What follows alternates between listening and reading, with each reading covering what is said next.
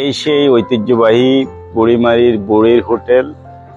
আমরা বুড়িমারির বুড়ির হোটেলে আজকে সকালের নাস্তা খেয়েছি। এটা বুড়িমারির ঐতিহ্যবাহী বুড়িমারি বন্দরের ঐতিহ্যবাহী বুড়ির হোটেল।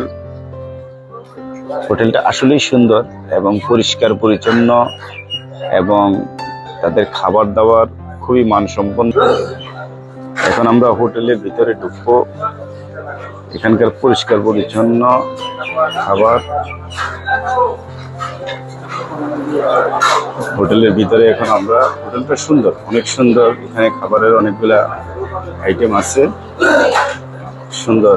এই সেই বুড়ি যিনি নিজেই পরিবেশন করেন খাবার। এই সেই বুড়িমারির বুড়ি খাবারের হোটেল।